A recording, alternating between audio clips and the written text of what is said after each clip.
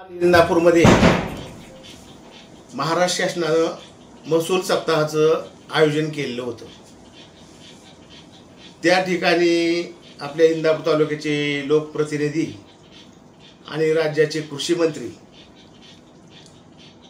दत्तात्रय मामा भरणे त्या ठिकाणी गेल्यानंतर त्यांनी त्या ठिकाणी असे एक वक्तव्य केले की त्यामुळे इंदापूर तालुक्यातील सर्व जनता संभ्रमात पडलेली आहे। कृषी मंत्र्यांनी असं म्हणायला पाहिजे होतं त्या ठिकाणी अधिकाऱ्यांना की बाबा हो, ह्या इंदापूर तालुक्यातील जी जनतेची कामं आहेत ती कामं तुम्ही करा, त्याच्या तक्रारी माझ्याकडे येऊ देऊ नका। पण असं न म्हणता इंदापूर तालुक्याचे आमदार आणि राज्याचे कृषी मंत्री यांनी अधिकाऱ्यांदेखत असं वक्तव्य केलं की सरळ कामं कुणीही करतं, तर ती सरळ जी कामं आहेत ती तुम्ही वाकडी करा आणि जेणेकरून ती तालुक्यातील जनता माझ्याकडे आली पाहिजे आणि नंतर मी सांगितल्यानंतर ती तुम्ही कामं करा। हा त्या पाठीमागचा त्या वाक्याचा उद्देश आहे। म्हणजे प्रत्येक इंदापूर तालुक्यातील गोरगरीब जनतेनं हे मंत्र्याच्या दारात गेलं पाहिजे आणि मंत्र्यांनी सांगितल्यानंतरच अधिकाऱ्यांनी काम करायचं। तशी परिस्थिती आज पाठीमागच्या 1 वर्षाच्या काळामध्ये, पाठीमागच्या 5 वर्षाच्या काळामध्ये इंदापूर तालुक्यामध्ये झालेली आपल्याला पाहायला मिळते। एक तर इंदापूर तालुक्यामध्ये 300 ते 400 पेक्षा जास्त रस्त्याच्या केसेस तहसीलदाराकडे पेंडिंग आहे। कुठलाही रस्त्याची केस मंत्र्यांनी सांगितल्याशिवाय तहसीलदार त्या केसला हात लावत नाही आणि ज्या वेळेस मंत्र्यांनी सांगितलं त्यानंतर त्याकडून लाखो रुपये हे इंदापूरचे तहसीलदार आज या रस्त्याच्या केसमध्ये हे सर्वसामान्य शेतकऱ्याकडून घेत आहे। अशी कितीतरी केसेस तहसीलदार पुढे पेंडिंग आहेत, पंचायत समितीमध्ये पेंडिंग आहेत, सार्वजनिक बांधकाम खात्यामध्ये पेंडिंग आहेत, लोकांच्या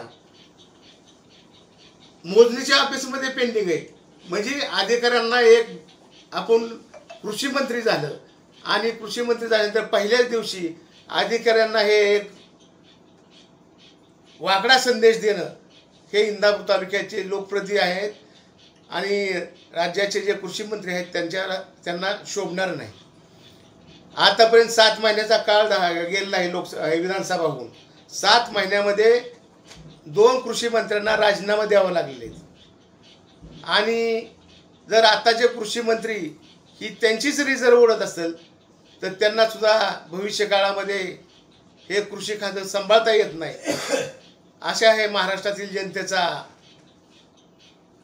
जनतेमध्ये संभ्रम तयार होईल आणि लवकरच ह्या महाराष्ट्रातील कृषी मंत्र्यांना राजीनामा द्यावा लागेल आणि कालचं जे वक्तव्य तर त्यांनी मनानेच आज उद्या राजीनामा द्यायला पाहिजे आणि महाराष्ट्रातील जनतेची, इंदापूर तालुक्यातील जनतेची माफी मागायला पाहिजे। आपण दुसरं बघतोय इंदापूर तालुक्यामध्ये गौण खनिज मोठ्या प्रमाणामध्ये उत्खनन चालू आहे। अधिकारी सगळे डोळे झाकून बसलेत, त्यामध्ये कुठलाही अधिकारी आपापलं मिळालं की बस लक्ष घालत नाही आणि असं असताना इंदापूर तालुक्याच्या लोकप्रतिनिधी अशी वाक्य बोलणं अतिशय दुर्भाग्याची गोष्ट आहे। काल इंदापूर तालुक्यामध्ये जिल्हा परिषद पंचायत समिती असतील त्याच्या वार्ड रचना जाहीर झाल्या। वार्ड रचनेमध्ये सुद्धा चुकीची गावं इकडची तिकडं तिकडची तिकडं ह्या कृषी मंत्र्यांनी टाकलेत। काल त्यांच्या जी पोटात होतं ते होटात आलेले आणि त्यातून ते बोलले। आता तुम्ही सांगा, पहिलं रुई पळदेव जिल्हा परिषद गटाला जोडलेलं होतं ते आता निमगावला आणि शेळगावला जोडलेले। प्रत्यक्ष ही ती मधला डोंगर जर बघितला तुम्ही, सगळ्याला याची कल्पना आहे, 25 किलोमीटरचा वळसा घालून निमगावला आणि शेळगावला त्या कोण प्रतिनिधी होईल त्याच्याकडे ह्या रुईच्या लोकांना यावं लागेल। दुसरा जिल्हा परिषदचा गट आहे काटी लाकेवाडी। आता काटीच्या शेजारची तुम्ही जवळची सगळी लोक पत्रकार आहेत, तर काटीच्या शेजारी झगडेवाडी, पंधारवाडी, जाधववाडी ही गावं कुठे आहेत? काठीच्या शेजारी गाव आहे। तर ही लाखेवाडी गणामध्ये पंचायत समितीच्या गणामध्ये टाकली. म्हणजे मध्ये काठेवाडी सोडली, ती उचलून गावावर लाखेवाडी मध्ये नेली. दुसरा तुम्ही बघचाल तर वडापुरी जिल्हा परिषद गट, तुझं कालचा नंबर 2 पासून चालू होतो आणि भांडगावला संपतो. तर ह्या गटामध्ये गोखळी आणि तरंगवाडी ही 2 गावं इंदापूर क्रॉस करून ह्या बाजूला येतात. ही गावं ह्या गटामध्ये टाकली, गोखळी आणि तरंगवाडी. म्हणजे झगडेवाडीच्या शेजारी गोखळी तरंगवाडी, ती सगळ्यात तुम्हाला पत्रकारांना सुद्धा माहिती. मग ही गावं कुठल्या गटामध्ये पाहिजे? म्हणजे वाकडी कामं करायची, लोकांनी त्यांच्याकडे हेल्पट घातले पाहिजेत आणि तिथून मग लोकांना म्हणायचं हा तुमच्या सोयीसाठी मी करतो. म्हणजे ही जी ह्या मंत्र्याची गेल्या 5-10 वर्षापासून पॉलिसी ती काल त्यांच्या तोंडामध्ये आली. त्यांनीच सांगितलं की मी भवाननगर कारखान्याचा संचालक होतो, मग जर मी सरळ कामं केली असता लोक माझ्याकडे आले असते का? म्हणून लोकांची जी सरळ कामं होणार आहे त्या अधिकाऱ्यांना त्यांनी काल दम देऊन सांगितले की सरळ कामं तुम्ही करायची नाहीत कुठलीही. आणि हे अधिकार तर पहिल्यापासून जे आपण बघतो हे शासन निर्डावलेलं शासन आहे आणि अधिकारी बिनधास्त झालेले. जर त्यांच्या पाठीमागं मंत्र्याचाच हात असेल तर अधिकाऱ्यांनी जनतेची कामं कशासाठी करायची? आणि हे अधिकारी कुठलंही जनतेचं काम इंदापूर तालुक्यामध्ये करत नाहीत. सर्वसामान्य जनतेची ही आज पिळवणूक चाललेली आहे. आणि माझं एक म्हणणं आहे की काल इंदापूर तालुक्यातील जनतेला तोच संदेश महाराष्ट्रातील जनतेला या इंदापूर तालुक्यातील आमदार आणि राज्याचे कृषी मंत्री दत्तात्रय मामा भरणे यांनी दिलेला आहे. तरी त्यांनी त्वरित आपल्या पदाचा राजीनामा द्यावा आणि नवीन कृषी मंत्री जो महाराष्ट्राचं हित पाहिजे त्या अशा एखाद्या संधी उपलब्ध करून द्यावी. माझी आदरणीय राज्याचे मुख्यमंत्री देवेंद्र फडणवीस साहेब, उपमुख्यमंत्री अजितदादा पवार साहेब आणि दुसरे उपमुख्यमंत्री आदरणीय शिंदे साहेब यांना विनंती की हे महाराष्ट्रामध्ये आपण पाहताय गेल्या 6 महिन्यामध्ये 2 कृषी मंत्र्यांना राजीनामा द्यावा लागलेत आणि कितीतरी शेतकऱ्याचं प्रश्न आज ह्या महाराष्ट्रापुढे पडलेला आहे. तर एक चांगला सक्षम आणि अभ्यासू असा कृषी मंत्री या महाराष्ट्राला त्यांनी द्यावा. आणि महाराष्ट्रातील जी जनता आहे आज कर्जमाफीसाठी मोठी सरकारकडे आस डोळ लावून बसलेली अशा ह्या महाराष्ट्रातील जनतेला लवकरात लवकर न्याय द्यावा. या अगोदरही कृषी मंत्री जी कोकाटे त्यांनी वादग्रस्त वक्तव्य केलं, त्यांना राजीनामा तात्काळ द्यावा लागला किंवा त्यांचं तो मंत्रिपद काढून घेतलं गेलं. भविष्यात तसं काय होईल का? काल दिलेल्या वक्तव्यात कालचं जे वाक्य हे महाराष्ट्रातील सर्वसामान्य जनतेच्या विरोधात आहे आणि प्रामुख्याने तर इंदापूर तालुक्यातील हे जनतेच्या मोठं विरोधात आहे. आज इंदापूर तालुक्यातील जनतेची जी पिळवणूक चाललेली ती आपण सर्वजण पाहताय. आणि मला तर आवर्जून तुम्हाला यानंतर तहसीलदारांना तुम्ही विचारावं की आपल्याकडं रस्त्याच्या किती केसेस पेंडिंग आहेत. आज रस्त्याच्या बाबतीमध्ये जर एक रस्ता जर पेंडिंग असतात शेतकऱ्याचे किती हाल त्या गावामध्ये होत असतात हे आपल्या सर्वांना पत्रकार बंधूंना माहिती. तर आपण सुद्धा या रस्त्याच्या कामाच्या बाबतीमध्ये की आपण पत्रकारांनी सुद्धा हा आवाज उठवावा. आणि या पंचायत समितीमध्ये सुद्धा घरकुलाचा प्रश्न असेल, विहिरीचा प्रश्न असेल, काय चाललंय पैसे घेतल्याशिवाय कुठलंही काम या पंचायत समितीमध्ये सुद्धा होत नाही. तर आपण सुद्धा सर्व पत्रकारांनी याचा पाठपुरावा करावा अशी मी आपल्या सर्व पत्रकारांना विनंती करतो. आणि आता जिथून सांगितलं ह्याच्यामध्ये की निश्चित हे आज सगळ्या चॅनलला ह्या बातम्या चालल्या आहेत. आज दिवसभर आपण पाहतोय सगळ्या चॅनलला बातम्या आहेत. तर आदरणीय दादांनी हे जे नवीन कृषी मंत्री झाले त्यांचा ताबडतोब राजीनामा घ्यावा आणि महाराष्ट्रातील जनतेला न्याय द्यावा अशी माझी विनंती. महाराष्ट्राचे उपमुख्यमंत्री अजितदादा काही वेळापूर्वी की काही तासापूर्वी म्हणाले की शासनाचं काही काम करत असताना किंवा सरकार चालवत असताना असे हक्क शासनाकडे किंवा प्रशासनाकडे असतात ते वापरून कामं करावे लागतात. त्यामुळं दत्तात्रय भरणे किंवा दत्तामामा काय बोलले ते चुकीचं बोलले. त्यांनी पाठिंबा एक परत ह्या वक्तव्याला तुम्ही त्याच्याकडे कसं बघताय? आता तुम्ही पाहता ह्या महाराष्ट्रामध्ये कितीतरी मंत्री एक नोटाची बंडल बेडवर ठेवून सिगारेट ओढत बसला आपण मंत्री पाहिलाय. दुसरा मंत्री त्याचा लेडीज बार आहे, तिथं 22-12 बालावर तिथं पोलिसांनी गुन्हे दाखल केले. ते राज्याचे गृहराज्यमंत्री त्यांच्याच बारवर पोलिसांनी गुन्हे दाखल केले. आणि माणिकराव कोकाटे असतील, धनंजय मुंडे असतील, तुम्ही पाहताय आता बीडमध्ये काय चाललंय, गुंडराज चाललेलं आहे. अशा लोकांना अजितदादा पाठीमागे घालतातच ना. मग अजितदादाचा जे उद्देश आहे की आपल्या मंत्र्यांनी काही महाराष्ट्रामध्ये धुमाकूळ घालावा, मी तुम्हाला पाठीमागे घालाय खंबीर आहे. पण भविष्यामध्ये ह्या महाराष्ट्रातील जनता अतिशय सुज्ञ आहे. भल्या भल्यांना ह्या महाराष्ट्रातील जनतेने धडा शिकवला आहे. ही महाराष्ट्रातील जनता शाहू फुले आंबेडकरांच्या विचाराची आहे. ही नेहमी संधीची वाट बघत असते, वेळेची वाट बघत असते. आणि ज्यावेळेस ह्यांचा जो आज महाराष्ट्रामध्ये माज चाललेला आहे, हा माज भविष्यामध्ये महाराष्ट्रातील जनता उतरविल्याशिवाय राहणार नाही. राष्ट्रवादी ज्यावेळेस एकत्र होते, शरदचंद्र पवार हे पक्षाचे अध्यक्ष असताना अशा काही घडामोडी झाल्यानंतर राजीनामा देण्यास सांगत होते किंवा त्यांचा एक आदरयुक्त दबाव होता. तर आता कुठेतरी ती परिस्थिती पाहायला मिळत नाही. याचा अर्थ कसा बघायचा? आदरणीय कैलासवासी यशवंतराव चव्हाण साहेबांपासून ह्या महाराष्ट्राची ह्या देशामध्ये एक वेगळी ओळख आहे. आदरणीय चव्हाण साहेब असतील, विलासराव देशमुख असतील, पवार साहेब असतील,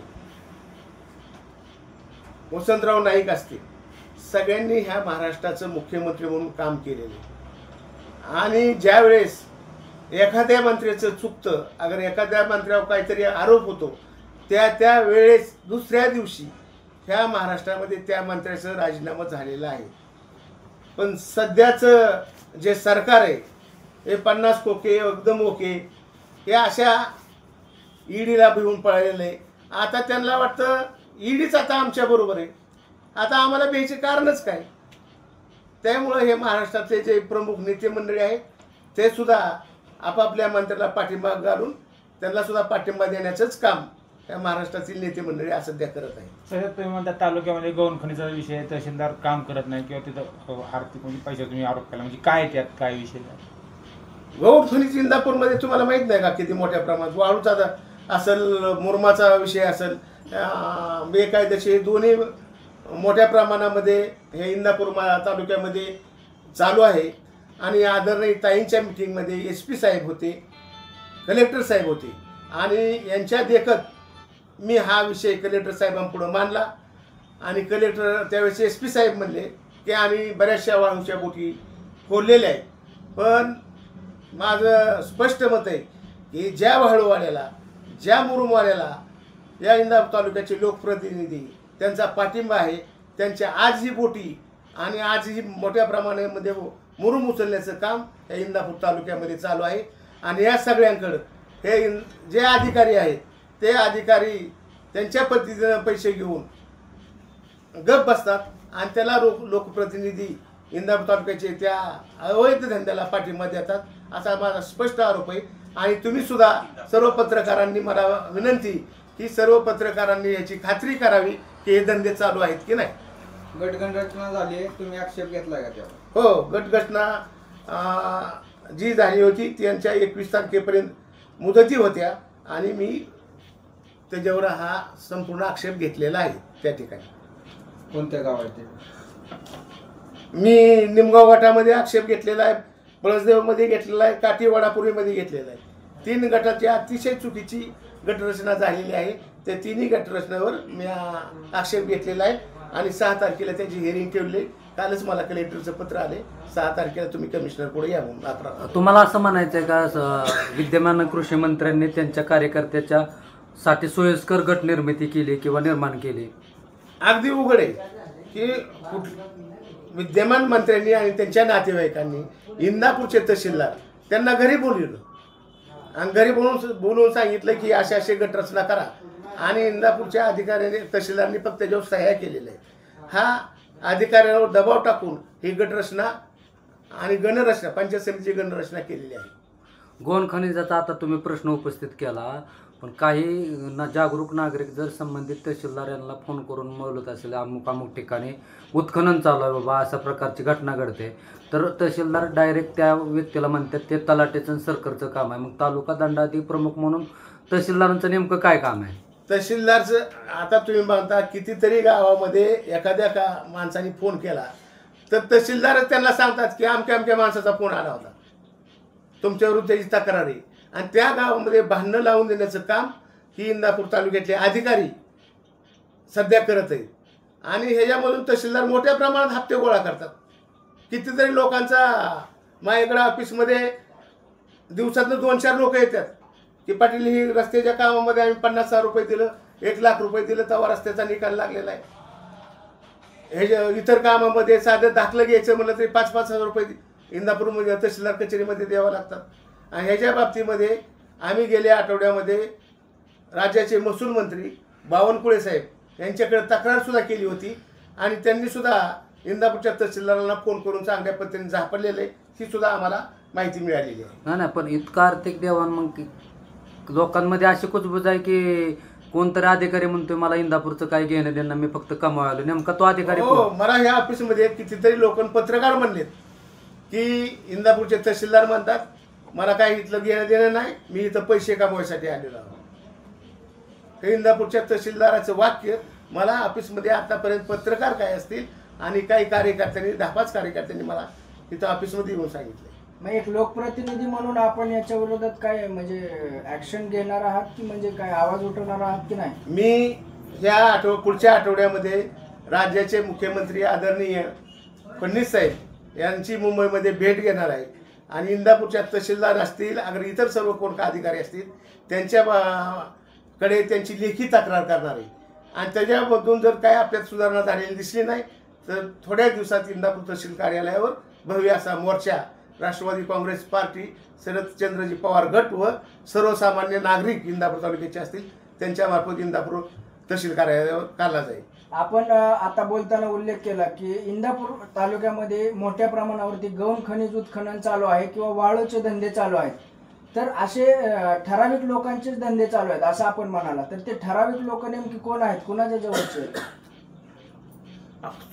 पत्रकार बंधूंना मला आवर्जून सांगावंसं वाटतं की कुणाचे धंदा, ज्याला आमदाराचा अभय असतं अशाच लोकांचे धंदा चालू असतात. ज्याला काय विरोधी पक्षाचा आम्ही आहे का त्याला सांगितलं वाळू धंदा कर, दुसऱ्या दिवशी त्याला जाऊन बुटी पडतील की. तर ज्या वाळूच्या धंद्याला असेल अगर गौण खनिजाला असेल ज्यांना आमदाराचा अभय आहे असेच लोकांचे गौण खनिजाचं उद्योग चालू आहेत. आणि त्यातील काही केसेस हे इंदापूरच्या तहसीलदाराच्या टेबलवर आज पेंडिंग आहेत, ज्यांच्याकडं कोट्यावधी रुपयाचा दंड शासनाने आकारलेला आहे. पण इंदापूर तालुक्याच्या आमदाराच्या दबावामुळं ते त्याच्यावर सही करत नाही अशी सुद्धा माहिती आम्हाला मिळालेली आहे. शेतकऱ्याचा दाखला, शेतकरी असल्याचा दाखला मिळण्यासाठी अर्ज केल्यानंतर तो दाखला 1 दिवसात किंवा 2 दिवसात, तिसऱ्या दिवशी मिळायला पाहिजे. ते 20-20 दिवस, 25-25 दिवस लागतात, त्याच्यावर सही होत नाही. सर्कल तलाट्याकडे वारसा नोंदीकडे थीम देण्यासाठी, अंगठा देण्यासाठी, नोंदी करण्यासाठी 4-4 महिने लागतात. नेमकं काय चाललंय इंदापूरमध्ये? इंदापूर तहसीलदार कचेरीमध्ये जर सावळा गोंधळ चाललेला आहे. तिथं कुठलंच काम बिगर पैशाचं सर्वसामान्य नागरिकांचं होत नाही. आणि कितीतरी नागरिक आज आम्हाला ऑफिसमध्ये येऊन या बाबतीमध्ये सांगतात. तेव्हा बऱ्याच वेळा आम्ही इंदापूरचे तहसीलदार यांना मी स्वतः फोन केले काही लोकांच्या कामासाठी, पण जी पैसे दिल्याशिवाय कुठलंही काम करायचं नाही ही तहसीलदार कचेरीमध्ये ठरलेलं असल्यामुळं लोकांना, इंदापूर तालुक्यातील लोकांना न्याय मिळणार नाही. इंदापूर बाह्यवळण महामार्गावर जो उड्डाणपूल झाला आहे देशपांडे वेच्या समोर, तिथं तडे गेल्याची काही बातमी काही दिवसांपूर्वी एका वृत्तपत्रात आली होती. त्याची आपण काय शहानिशा केली का किंवा त्याबद्दल? त्यात इंदापूर जे उड्डाणपूल आहे त्याचं कामच निष्कृष्ट झालं आहे. आणि इंदापूर तालुक्यामध्ये कितीतरी रस्त्याची कामं, तुम्हाला मी काही रस्ते देतो ते तुम्ही 2 महिन्यापूर्वी झालेले रस्ते ते पाहू ना. ह्याच्यामध्ये इंदापूर तालुक्याचे लोकप्रतिनिधी मोठ्या प्रमाणामध्ये कमिशन घेत असल्यामुळं ते सर्व इंदापूरच्या कामाकडं जाणून बुजून दुर्लक्ष करतात. त्यामुळं काय इथं काय आजची घटना नाही, 10 वर्षापासून इंदापूर तालुक्यामध्ये हीच चाललंय. तुम्हाला दुसरं सांगतो, इंदापूर तालुक्यामध्ये मी आवर्जून माझी गाडी घेऊन तुम्ही बघायला जावा. एक 64 कोटीचा पूल वरंगळे आणि बनकरवाडीच्या मध्ये टाकलेला आहे. तर तो पूल फक्त कमिशन खाण्यासाठी आणि कॉन्ट्रॅक्टरच्या फायद्यासाठी टाकलेला आहे. त्यामध्ये तो रस्ता असा गेलेला आहे, गलंडवाडी, वरंगळी, बनकरवाडी, त्याचा नकाशा सुद्धा मी हा तयार केलेला आहे. आणि या बाबतीतचं पत्र मी देशाचे रस्ते वाहतूक मंत्री नितीनजी गडकरी साहेब यांना सुद्धा पाठवलेलं आहे. राज्याचे मुख्यमंत्री देवेंद्र फडणवीस साहेब यांना सुद्धा पाठवलेलं आहे. आणि हे जे मुख्य अभियंता आहेत अतुल चव्हाण साहेब, त्यांना सुद्धा त्यांची पोच आहे इथं, त्यांना सुद्धा हे पत्र मी पाठवलंय. ह्या रस्त्याची काही गरज वरंगळीच्या लोकांना सुद्धा नाही आणि बनकरवाडीच्या लोकांना सुद्धा नाही. कारण वरंगळी पासून नॅशनल हायवे हा फक्त 1 किलोमीटरच्या आत आहे, गलंडवाडी पासून नॅशनल हायवे अर्धा किलोमीटरच्या आत आहे आणि बनकरवाडी पासून नॅशनल हायवे 1 ते 1.5 किलोमीटर आहे. तर एवढा मोठा पूल, 64 कोटीचा पूल बनकरवाडी ते वरंगळीमध्ये टाकायची काय गरज आहे? ह्या पूल जर आगोती नंबर 1 आणि चांडगावच्या मध्ये टाकला तर त्या परिसरातील लोकांना तो पूल वाहतुकीच्या दृष्टीनं सोयीचा होईल. आणि मी या बाबतीमध्ये मुख्य अभियंता अतुल चव्हाण यांची प्रत्यक्ष भेट घेतलेली आणि त्यांना ह्या बाबतीमध्ये सर्व सांगितलंय. आणि जर ह्या पुलाची जागा बदलली नाही तर मी इंदापूर तालुक्यामध्ये आंदोलन करणार आहे. आणि ही सुद्धा कल्पना मी अतुल चव्हाण साहेब मुख्य अभियंत्यांना दिलेली आहे. आणि तेवढ्यावरून जर नाही भागलं तर हे सर्व प्रकरण मी न्यायालयात नेणार आहे. कारण जिथं त्या स्थानिक लोकांचं सुद्धा म्हणणं नाही, जर ते वरंगळीच्या लोकांपासून नॅशनल हायवे वरंगळी गावापासून जर 1.5 किलोमीटरवर असेल तर ह्या पुलावरून कोण जाणार आहे? इंदापूरच्या आमदारांनी जाहीर करावं की ह्या पुलावरून कोण प्रवास करणार आहे. कारण गंगावळण, कळाशी, करेवाडी, बनकरवाडी करून मी रोज येतो जातो, त्याच रस्त्याने येतो जातो. तर तिथून मी 1.5 किलोमीटरवर नॅशनल हायवे लागतो. मी कशाला त्या वरंगळीतलं गलंडवाडी गावात इंदापूरमध्ये येईल? तो पूल कुठल्या दृष्टीने सोयीचा आहे ते आमदारांनीच सांगावं की बाबा ह्या लोकांना हा पूल सोयीचा आहे. फक्त कमिशन खाण्यासाठी आणि कॉन्ट्रॅक्टर जगवण्यासाठी ते काम आमदारांनी करू नये हे. आणि त्याच्याऐवजी हा निधी इतर कामासाठी जर वापरला तर त्याचा इंदापूर तालुक्यातील जनतेला फायदा होईल. या बाबतीमध्ये सुद्धा मी तक्रारी केली. बघू काय होते भविष्यात. एवढे अराजकता आहे, मग इंदापूर तालुक्यातला विरोधी पक्ष का गप्प बसतो इतके दिवस? सत्तेपुढे शहाणपणा चालत नाही, हे उघड आहे. नाही, पण सत्य पुढे शहाणपणा चालत नाही तुम्ही म्हणता, मग सत्याला शहाणपणा आणायचं काम विरोधी पक्षाचं असतं. मग मी आताच तुम्हाला सांगितलं या बाबतीमध्ये तहसीलदारच्या विरोधात मोर्चाचं आयोजन केलं जाईल. मुख्यमंत्र्यांना भेटल्यानंतर त्यांनी जर नाही यामध्ये दखल घेतली तर. आणि ह्या पुलाच्या बाबतीमध्ये मी आता मुख्य अभियंता अतुल चव्हाण साहेब यांना सांगितले, त्यांनी जर त्यामध्ये प्रमाद दिल्या तर आम्ही ह्या सर्व न्यायालयामध्ये हे प्रकरण दाखल करू. अजून एक महत्त्वपूर्ण प्रश्न आहे, इंदापूर तालुक्यात जेवढी विकास कामं चालू होती मागच्या 10-5 वर्षामध्ये, बरेच ठेकेदार आता वाशिमला गेल्यात. नेमका हा काय प्रकार आहे? कुजबूज चालू आहे तालुक्यात. इथं इंदापूर तालुक्यातले जे प्रमुख ठेकेदार आहेत त्यांना कामं द्यायचं बंद केले. जे ठराविक ठेकेदार आहेत, ठराविक, मग ती काय वाशिम असेल नाही तर कुठं असेल. आणि इंदापूर तालुक्यामध्ये इंदापूरचे लोकप्रतिनिधी आदरणीय बर्णे मामा यांनी त्यांचे नातेवाईक ठेकेदार आणलेले इंदापूर तालुक्यात, ते सुद्धा कामं करतायत. आणि जिथं कमिशन मिळतं इंदापूर तालुक्यामध्ये आता रुटीन पडून गेलेली, काम घ्यायचं पैसे द्यायचं. त्यामुळं काही इंदापूरची कामं आता संपत आलेली असं वाटत असेल त्यांना तर वाशिममध्ये जाऊन ते कमिशन देऊन कामं चालू करणार. दुसरा एक प्रश्न आहे, रोहित पवार जसे आत्ताच्या कृषी मंत्रीबाबत सडेतोड बोलले की आपण जर वाकडं काम कराल तर महाराष्ट्र माफ करणार नाही, आम्ही बी तुम्हाला सोडणार नाही.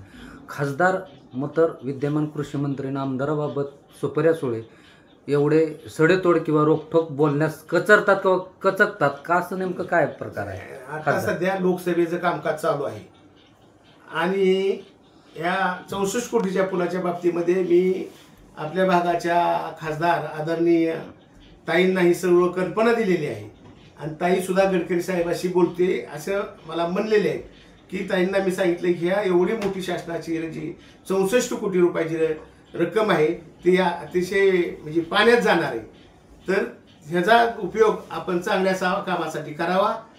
ताईंना ही कालच घटना झाली. आदरणीय ताई संस्थेचं अधिवेशन चालू असल्यामुळे दिल्लीमध्ये आहेत.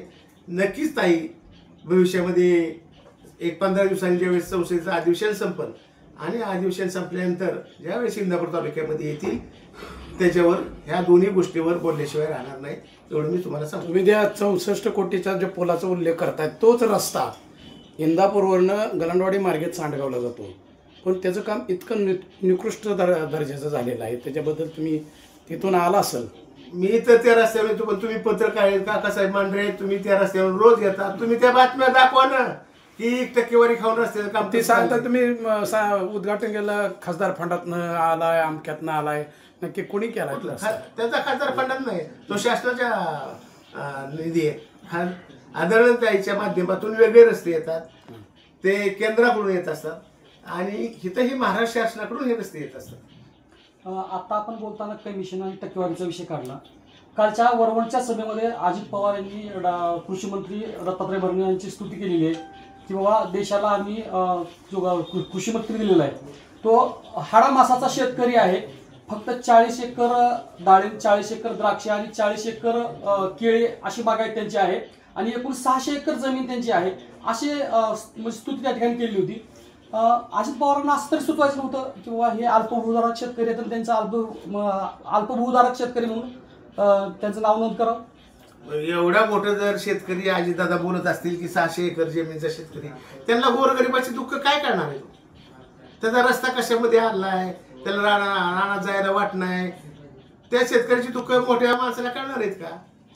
आणि मग त्यांनी काल जाहीर सभेत महसूल सप्ताहाच्या निमित्तानं बोलून दाखवलंय ना. अधिकाऱ्यांना सांगितलंय आधी सरळ काम तर कुणी करत, आधी ती सरळ काम वाकडं करायचं आणि ती माणूस माझ्याकडे आल्यावर ती काम करायचं. त्यामुळं त्यांना त्या गावामध्ये कुठल्या गावामध्ये काय चाललंय त्या ह्या एवढ्या मोठ्या शेतकऱ्याला त्याचं काही घेणं देणं नसतं.